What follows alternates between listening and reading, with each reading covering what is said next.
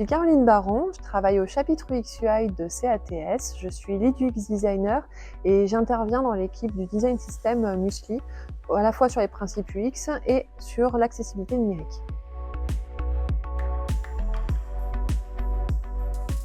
L'accessibilité numérique, c'est proposer des services numériques que tout le monde puisse utiliser de façon intuitive et simple. Et ce, quelles que soient les conditions physiques, mentales, de contexte, d'usage, l'aisance avec la langue, donc vraiment rendre ces services accessibles à tout le monde. On observe plusieurs obstacles. Le premier concerne la navigation. Pour les personnes qui utilisent de la vocalisation ou une navigation au clavier, si cette dernière n'est pas correctement implémentée, ils ne pourront pas aller jusqu'au bout de leur démarche. Le deuxième obstacle concerne la lisibilité et l'accès à l'information. Si les contrastes utilisés ne sont pas assez marqués, certaines informations vont apparaître comme invisibles et donc la personne ne pourra pas accéder à l'entièreté de l'information et ça peut le pénaliser dans sa démarche. Enfin, si les termes employés sont trop techniques, trop spécifiques, on risque de perdre l'utilisateur et là encore de ne pas correctement l'aiguiller ou lui donner les informations nécessaires pour qu'il soit à l'aise tout au long de la démarche administrative.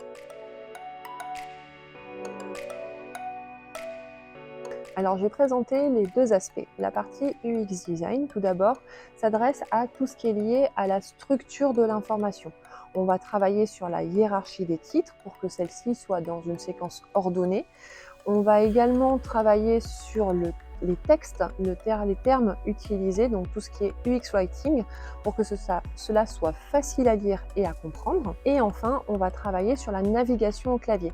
Quand on va poser la navigation au niveau de la structure de la page, on va également pouvoir décrire aux développeurs la séquence d'enchaînement des informations. Au niveau de l'UI Design, l'UI designer va se concentrer sur tout ce qui est contraste, faire en sorte que les informations écrites soient suffisamment contrastées avec la couleur appliquée en fond, de sorte à ce que l'information soit bien visible. Il va également s'occuper des images pour identifier des alternatives pertinentes et distinguer les images qui sont des images de décoration des images qui sont porteuses d'informations. Et enfin, l'UI designer va pouvoir structurer l'information avec des repères visuels comme des listes à puces, permettant ainsi aux personnes dyslexiques de structurer leurs pensées.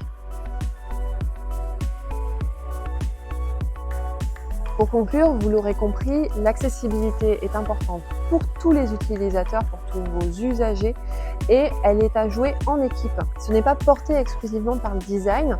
Il y a les développeurs qui jouent également un rôle important dans justement l'implémentation de l'ensemble des balises pour respecter le RG2A.